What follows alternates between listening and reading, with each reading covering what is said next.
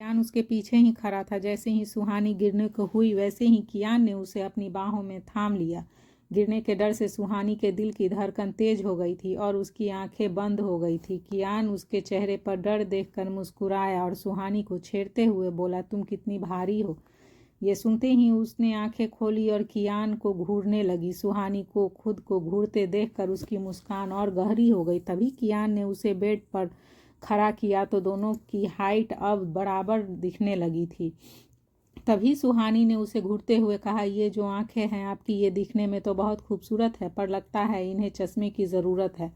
वो उसकी आंखों की तरफ इशारा करते हुए बोल ही रही थी कि कियान की स्माइल उसकी बात सुनकर और गहरी हो गई थी। कभी जो जीरो फिगर का नाम सुना है आपने? कभी जीरो फिगर वाली लड़की को देखा है आपने? ये सुनकर वो खामोश रहा तो सुहानी ने आगे कहा, लुक एट मी।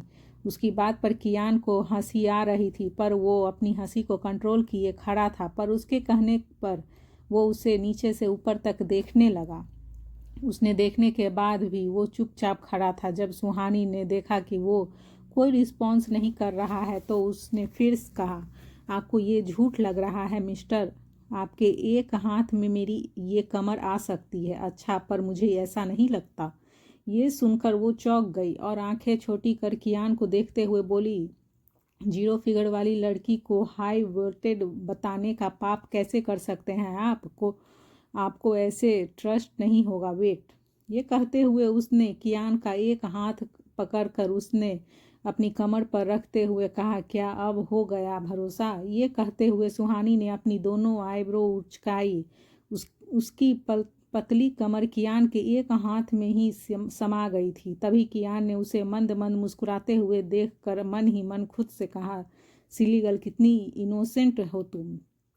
तभी सुहानी ने मुस्कुराते हुए कहा, इतनी खूबसूरत और जीरो फिगर वाली लड़की को आप मोटी बता रहे थे? अपनी इन क्यूट सी आंखों पर मोटा सा चश्मा लगा लो, तभी आपको सही सही दिखेगा। वो उसे सुना रही थी। कियान के हाथ में अभी भी उसकी कमर थी कि तभी उसने कुछ फील हुआ तो उसने नीचे देखा और फिर कियान की तरफ देखकर मुंह बनाकर गुस्से में बोली, कितने बदतमीज हैं आप। मेरा हाथ तुमने खुद अपनी कमर पर रखा है और बदतमीज मुझे कह रही हो? उसका दो टूक जवाब सुनकर सुहानी ने कहा, मैंने सिर्फ हाथ रखा था, ये नहीं कहा था कि मुझे। ये बोलते हुए वो रुक गई और मुंह बनाकर झुलझुलाते हुए बोली, छोड़ो मुझे बदतमीज आदमी। अब छोड़ भी दो, उसने झिलझिलाते हुए कहा और खुद को उससे छुड़ाने की कोशिश करने लगी। उसकी कोशिशों का कियान पर कोई असर नहीं हो रहा था कि तभी उसने सुहानी को अपने और करीब कर लिया। उसकी सांस सुहानी के चेहरे पर पड़ रही थी। वो उसकी नज़दीकियों से अनकंफर्टेबल हो रही थी। तभी उसे एहसास होते देख कर कियान ने उसकी आंखों में देखते हुए कहा, तुम वहाँ आने की कोशिश कर रही हो जहाँ जाने की इजाज़त मैंने किसी को नहीं दी। तुम वहाँ आना चाहो तो आ सकती हो, पर एक बात याद रखना, तुम आओगी अपनी मर्जी से, पर जाना तुम्हें मेरी मर्जी से होगा। सुहानी को उसकी बातें समझ नहीं आ रही थी। वे हैरानी से उसकी बातें सुनते हुए उसकी आंखों में देख रही थी। तो वहीं कियान अब उसके इतने करीब आ गया था कि अब उसकी नाक सुहानी की नाक से टच हो रही थी। तभी कियान ने अपनी गर्म सांसें उसके होठों पर छोड़ते हुए धीरे से कहा, फील मी। ये कहने के अगले ही पल उसने अपने होठों पर कियान के होठ की छुअन महसूस हुई और उसकी आंखें एक बार फिर शौक में पड़ गई। कियान ने सुहानी की कमर से पकड़े हुए ही अपनी बाहों में भर लिया। वो उसकी किस में खो गई थी। उसने कियान के कंधे पर हाथ रखते हुए अपनी आंखों को बंद कर लिया। उसके होठ सुहानी के होठ से फिसल कर उसकी नेक पर आ गए थे। वो उसके प्यार में खोती जा रही थी। तभी उसके हाथों की हरकत को महसूस कर उसने एकदम से अपनी बंद आंखों को खोला और उसे धक्का देकर खुद से दूर कर दिया। तभी उसने गुस्से में कियान को सुनाते हुए कहा, आपको तो मैं अच्छी नहीं लगती ना, मोटी लगती हूँ ना, तो फिर क्यों आप मेरे बार बार मुझे किस करने आ जाते हैं? यह सुनकर कियान ने अपनी एक आईब्रो उचकाकर कहा, तुम मुझे सिड्यूस करना छोड़ दो, मैं तुम्हें किस करना छोड़ दूंगा। ये सुनते ही चौंक कर और हैरानी से मुंह खोले उसे देखती रह गई। फिर उसे देखते हुए मन ही मन खुद से बोली, क्या पागल आदमी है ये, कितनी आसानी से सब कुछ मेरे ऊपर डाल देता है। ये सोचते हुए उसने कियान का हाथ पकड़ा और उसे रूम से बाहर निकाल दिया और फिर उसके मुंह पर दरवाज़ा बंद करते हुए उसने कहा, गो टू हेल और मेरे रूम में दोबारा मत आना। कियान बंद दरवाजे को देखकर होठों को तिरछा कर धीरे से मुस्कुराया। सिली गर्ल, ये कहते हुए वो चला गया।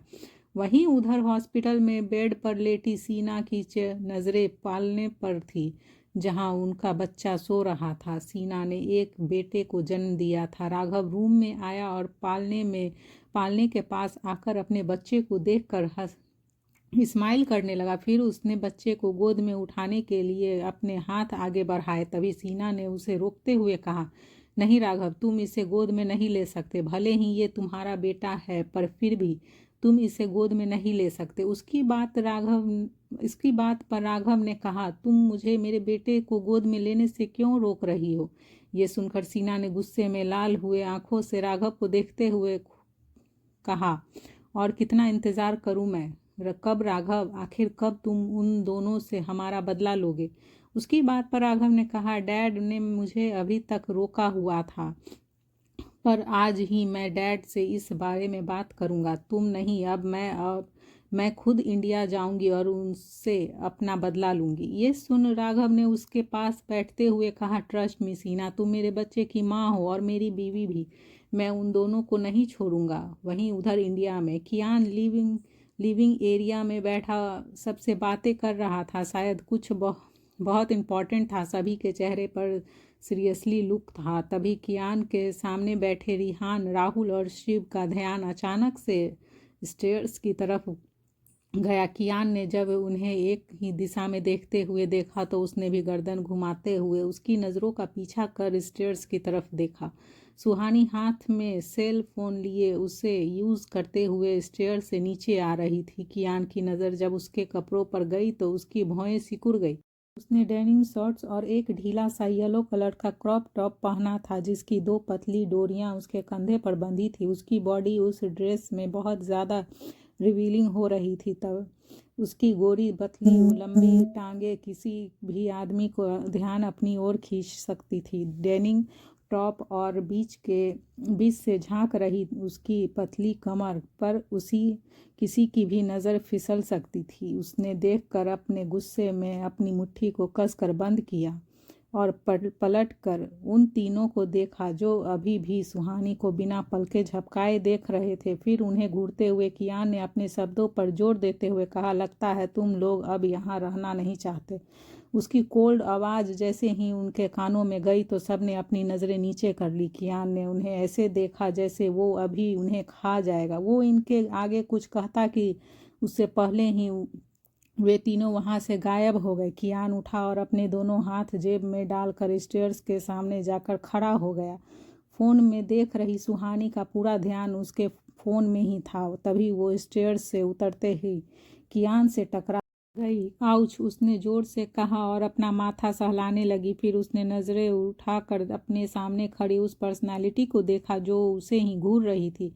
उसने समझ नहीं आ रहा था कि कियान उसे क्यों घूर रहा है। कियान ने बिना कुछ कहे झुककर उसे अपने कंधे पर उठाया और उसे लेकर ऊपर चला गया। उसके रूम में आकर उसने सुहानी को उसके बेड पर बिठा दिया। वो अब उठने लगी कि तो कियान ने उसके ऊपर आते हुए अपनी कोल्ड वॉइस में कहा, तुम ऐसे कपड़े पहनकर रूम से बाहर नहीं जाओगी। ये सुनकर वो समझ गई कि उसे जलन हो रही है।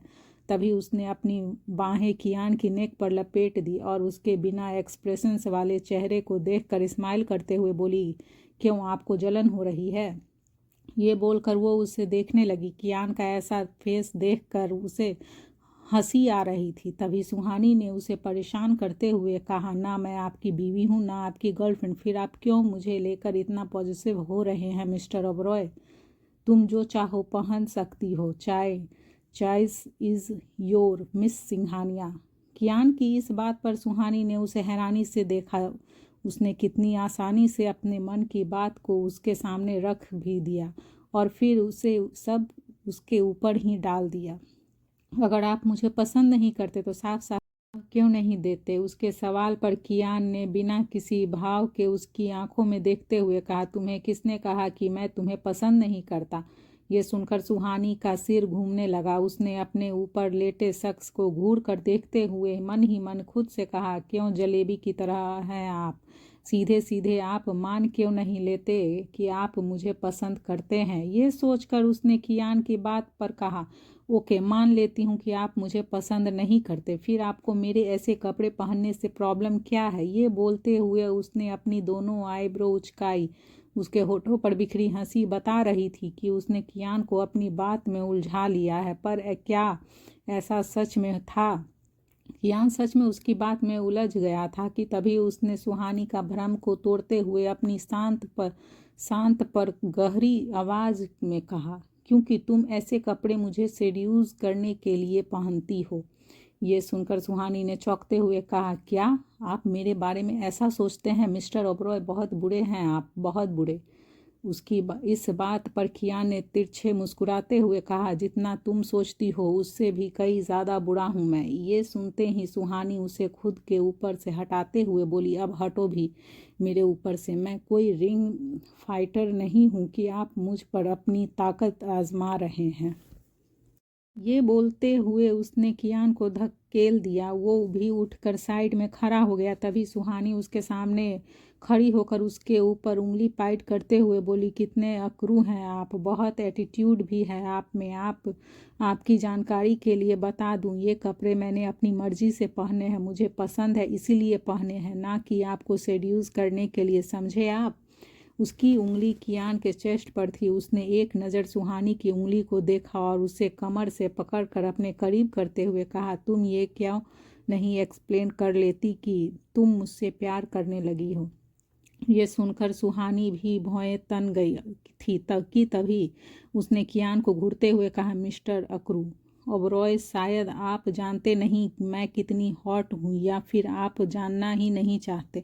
हैंडसम और स्मार्ट लड़कों की लाइन हमेशा मेरे पीछे लगी रहती है। आप आज तक मैंने कभी किसी को भाव नहीं दिया, तो इस गलत फहमी में मत रहिएगा कि मैं कभी आपसे ये कहूँगी कि मुझे आपसे प्यार हो गया है। नो नेवर, क्योंकि ऐसा कभी हो ही नहीं सकता।